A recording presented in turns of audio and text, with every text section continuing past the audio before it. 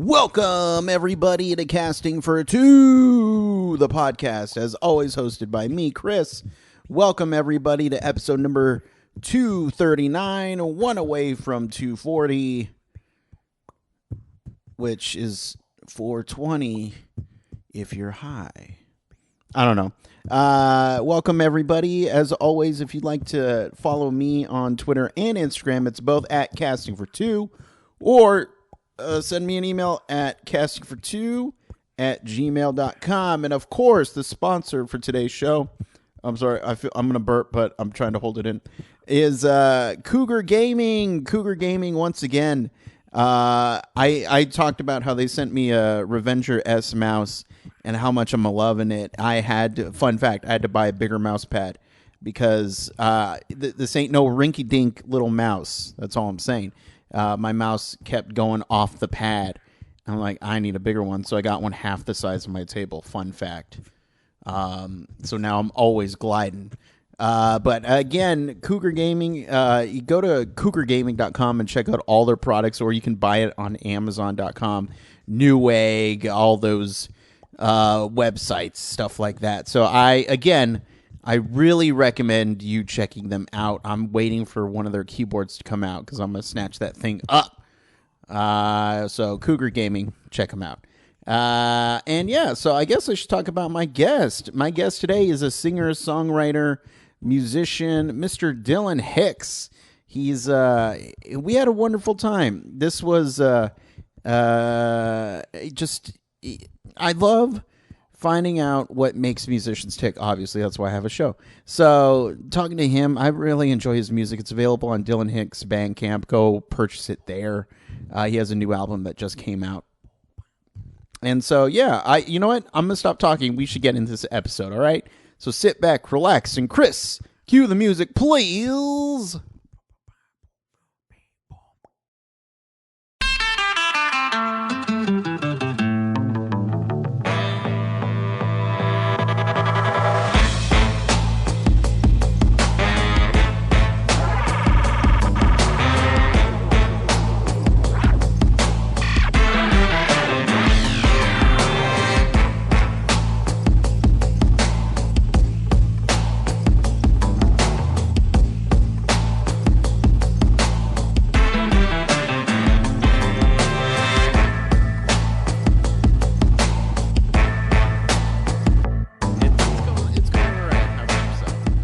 Pretty good.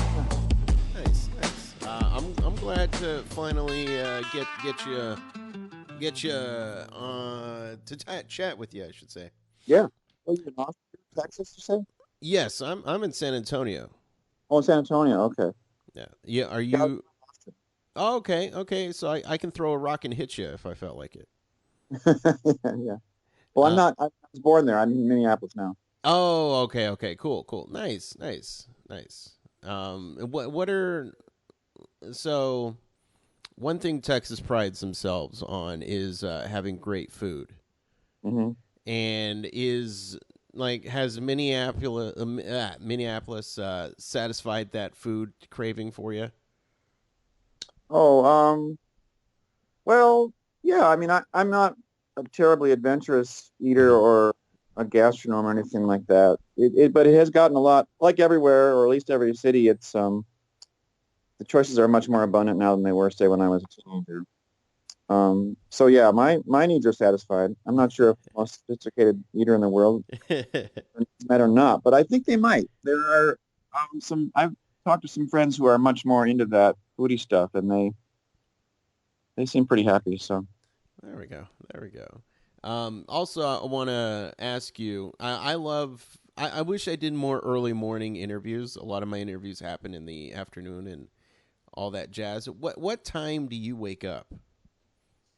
Well, it used to be 7. Now it's gotten a little later as my son has gotten older. He doesn't really need anyone prodding him to school. Mm-hmm. So it's between 7 and 8 now. Oh, okay. Nice. And so one thing, and this is a loose show, by the way, if you haven't noticed. But when I talk to musicians, one thing I love learning about is when they found their particular or when they found music. So in your case, when did you know music was something that you wanted to pursue?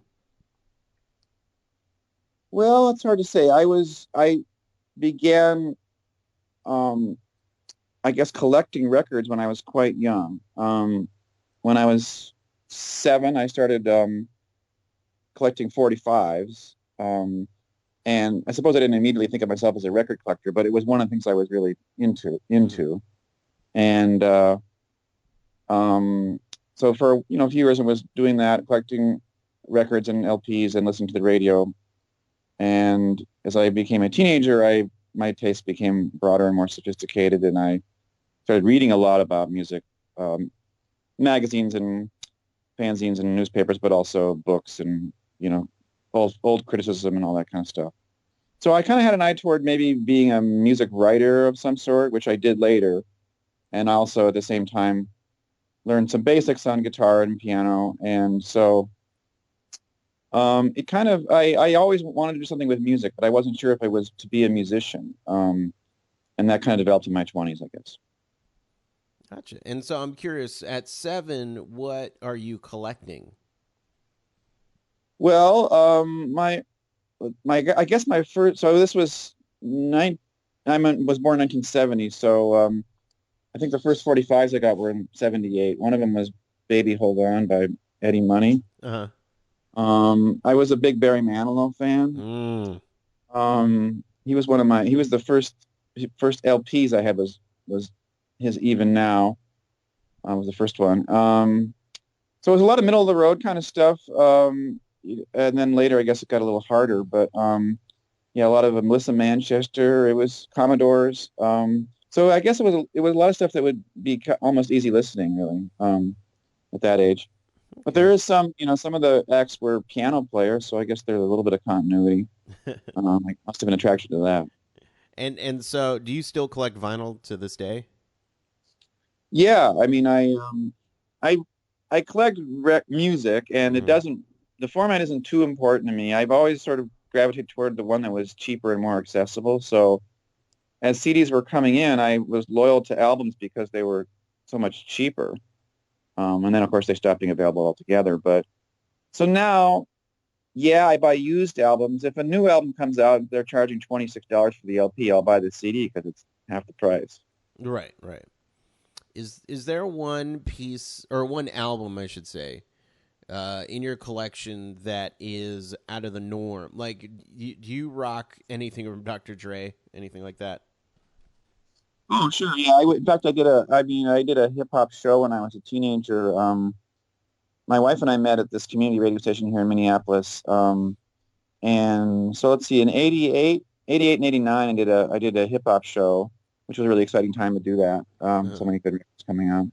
And so the first NWA records, um, NWA and the Posse, and then Straight Outta Compton came out during the period I was doing the show. Or I guess the first one was maybe just before I started.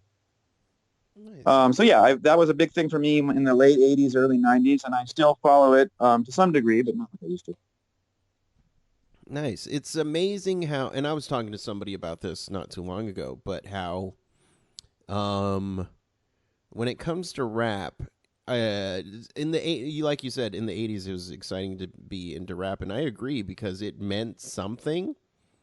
There was a story. It wasn't, about how it is now about getting drinks and all that stuff. But you felt like these people, the rappers, were telling a story, and Uh, that's something I really gravitate to. yeah. Well, I suppose that tradition lives on in people like Kendrick Lamar and Chance the Yeah. Rapper. And my son turns me on to some stuff, some underground stuff that seems to be working in that tradition, as well as some newer stuff that's some of the stuff my son plays for me is interesting just because it is less there's less about it has less to do with the virtuosity of the rapping and more to do with the sound of it and rhythm of the delivery.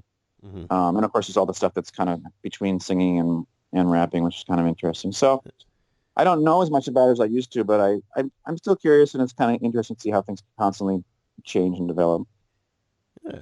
No, absolutely. And I mentioned storytelling. You in your music, I find your storytelling fascinating and great. Just because when of course, when I'm listening to a story or to one of your songs, I get a broad scope of the story.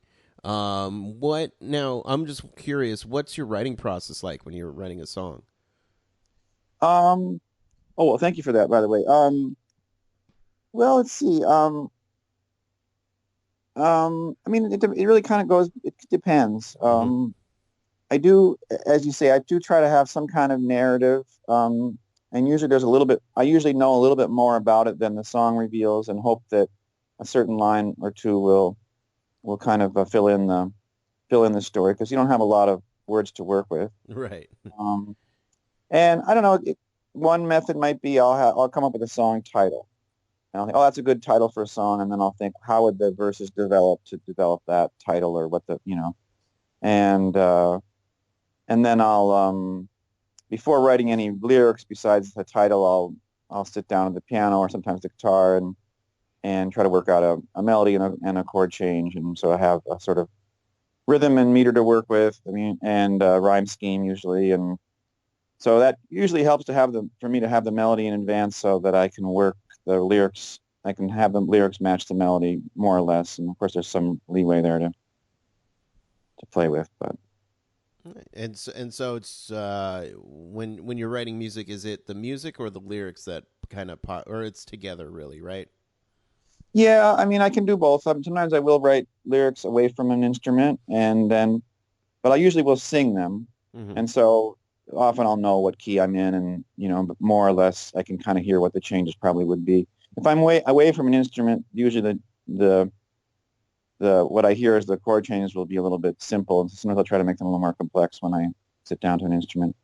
But it is, I think sometimes the melodies are a little more interesting when I compose them. I mean, compose them maybe is too fancy, but if I work it out on my piano with my right hand, I will sometimes do more interesting things, because then I will just improvising over a chord change or improvising with my voice.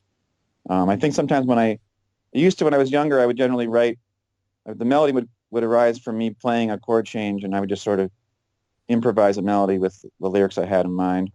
But those melodies often follow the chord progression a little too closely, whereas I think if I work at the piano, I can kind of come up with a little bit more. The melody will move a little more, and maybe the harmony will be a little more interesting. Okay. Okay. And so you have this new album out called "Add Out."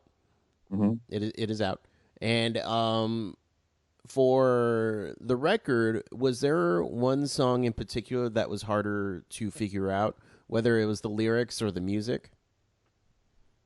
In terms of writing the song, Yeah. I'm trying to think. Well, I mean, a couple of them underwent some revision. The first tune, "Interested Party," was done in a different style originally and had more different verses. And then I kind of set it aside and came back and rewrote it and came up with a new chord change. Hmm. There were a couple like that where there was a failed first attempt and then I tried again and that worked out. And usually, yeah. So I don't usually it's a couple of days. Okay. A glimmer of an idea and I start working on it and then I think, oh, I could probably finish it the next day. Um, and then I revise. And then John Munson, the producer, would sometimes say, maybe you could improve this verse, so there'd be, and then of course there were a lot happened with the arranging when the group came together and the recording. Ambulance was kind of a difficult one to record and we went back and forth a bit on Hmm. how to arrange that in the recording studio and then how to mix it and so forth. Um, I'm more likely to throw away a song than I am to work on it for months and months and months and Yeah, there you go, man. Well, you never know. You could come back to it at one point. yeah. It could just click. You'll be in the shower washing your hair, and it's like, I got it. Yeah, right. I mean, I also I've written novels and I write other things where the process is a little more, slow revision and just very Yeah. gradual composition. Whereas with songs, I I do try to take pains and to keep making them better, but usually usually I'd say that the drafting doesn't take terribly long. You know. And so let me ask the flip side of that question. Was there one song in particular that was just came together very quickly? Um, well, I'm not sure, but I mean, they do it does vary quite a lot. I mean, there's a ballad called "Here with You" that I kind of wrote on my bicycle Okay. over the course of a ride. You know, maybe an hour and a half. I think I had most of the lyrics, and then it took me longer to write the chord change and but I think the melody was sort of in my head, and I just kind of. So there was the one called "Asking for a Friend." I don't know if it wrote very quickly, but I was playing it on guitar in a different key, and it wasn't really coming together in the studio, and so I moved it over to piano, and so why don't we try this in a different key, and that was, I think, the take we used as the second take of that. So the band was very flexible in that way. So that, it was a different arrangement, and they're very good musicians, and they were able to um, get the feel very quickly. So that felt kind of quick, I guess. Nice, nice. Now you mentioned that you've written novels. I have a bunch of writer friends, and I'm always interested to know because depending on the person, it changes. What is the hardest part about writing a novel Um, for you, anyway? For you. yeah, I'm trying to think. Well,